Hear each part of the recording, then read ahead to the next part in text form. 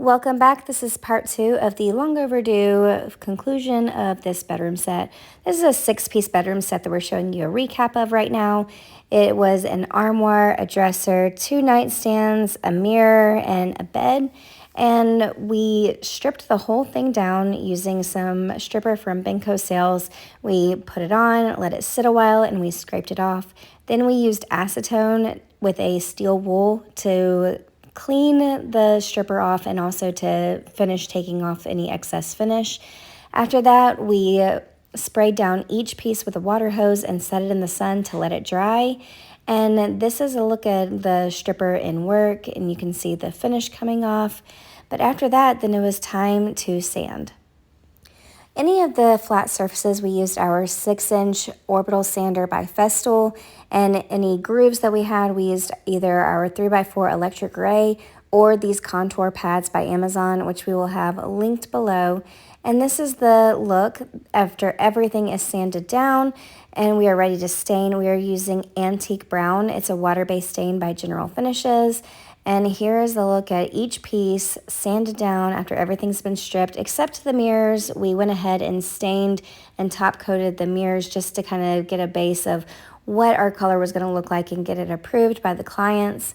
But here's all the drawers ready to go, and here is the doors of the armoire. And we went ahead and after we got the approval of our client, we went ahead and stained the bed, and that is what you just saw there.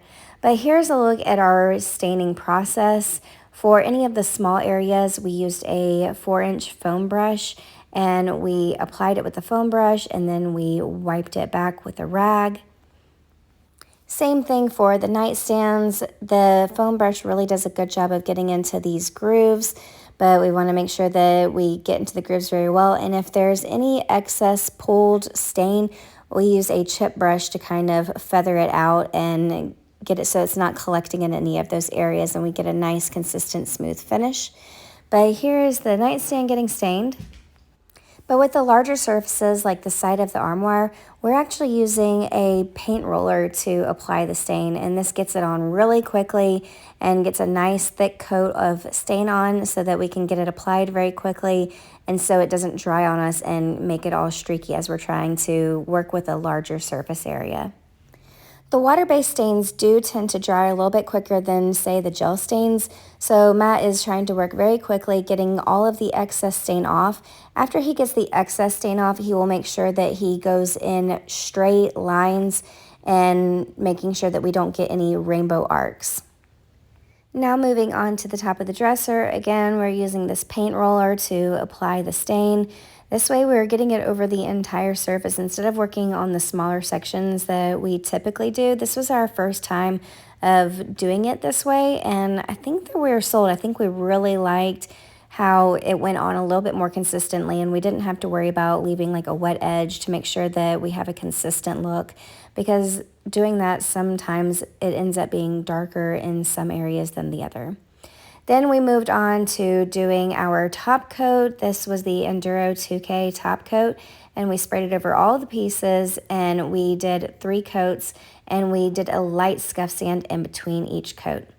Now let's take a look at all the befores. This was the before of the nightstands, and this was the after of the nightstands.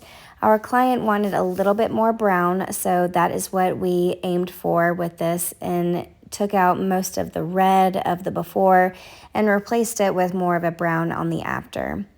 This was the armoire before, and here's the armoire after. Here was the dresser before with the orange and red, and here is the after, a lot more brown.